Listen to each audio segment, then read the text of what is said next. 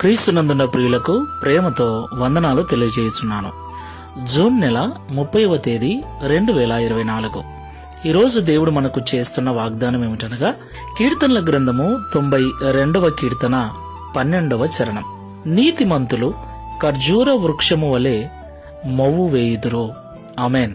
నా ప్రియమైన సహోదరి సహోదరులారా, మొవ్వు వేయటము అంటే ఇంగ్లీష్ బైబిల్లో ఫ్లోరిష్ అని రాయబడింది. ఫ్లోరిష్ అంటే అభివృద్ధి చెందటము, వర్ధిల్లటము అని అర్థం. అంటే నీతిమంతులు ఖర్జూర వృక్షము వలె అభివృద్ధి చెందుతారు అని అర్థం. నా ప్రియమైన సహోదరి సహోదరులారా, ఖర్జూర వృక్షము యొక్క జీవిత విధానాన్ని మనం గమనిస్తే, ఖర్జూర వృక్షము ఎన్నో ప్రతికూలమైన పరిస్థితులు ఎదురైనా కూడా అది స్థిరముగా నిలబడగలదు.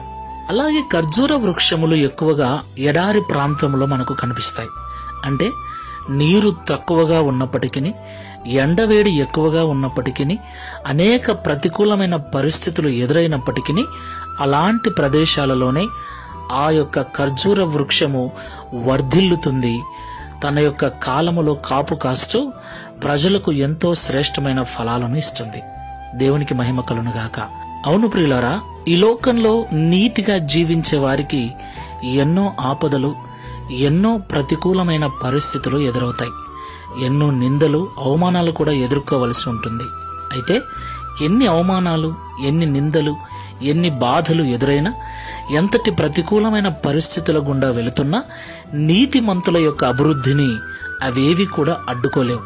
ఖర్జూర వృక్షము ఎలాగైతే ఎడారిలో తన కాలమందు వర్ధిల్లుతూ ఉంటుందో, నీతిమంతులు కూడా తమ యొక్క జీవితంలో వర్ధిల్లుతూ ఉంటారు.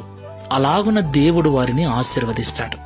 కాబట్టి మాటలు వింటున్న ప్రియ సహోదరి సహోదరులారా, నీతి మనల్ని వర్ధిల్ల చేస్తుంది. కాబట్టి నీతిమంతులుగా జీవిద్దాం, యథార్థమైన జీవితాలు కలిగి వర్ధిల్లుదాం. ప్రార్థన చేసుకుందాం. ప్రేమ స్వరూపుడా, పరిశుద్ధుడా, మీకు స్తోత్రాలు.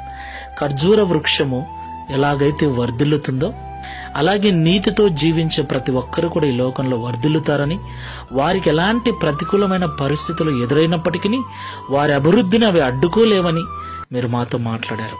ఈ ప్రార్థనలో ఏకీభవిస్తున్న బిడ్డలలో ఎవరైనా నేను నీతిగా ఉన్నానే, మంచిగా ఉన్నానే, ప్రార్థన చేసుకుంటున్నానే, ఎవరికి కీడు చేయట్లేదే, నాకే ఎందుకు ఈ బాధలు, నాకే ఎందుకు ఈ కష్టాలని కృంగిపోతూ ఉంటే ఈ మాటల ద్వారా బలపరిచి వారి యొక్క నీతి వ్యర్థమైపోదు అని, ఒకరోజు వారు అభివృద్ధి పొందినప్పుడు ఆ స్థితిని గుర్తు చేసుకొని, ఈ మాటలు గుర్తు చేసుకొని మిమ్మల్ని స్తుతించే బిడ్డలుగా ఉండుటకు సహాయం చేయమని, తద్వారా ఈ దిన వాగ్దానమును మా అందరి జీవితంలో నెరవేర్చి మీ నామమును మహిమపరచుకునమని యేసు నామములో ప్రార్థిస్తున్నాము తండ్రి. ఆమేన్. Praise the lord. God bless you.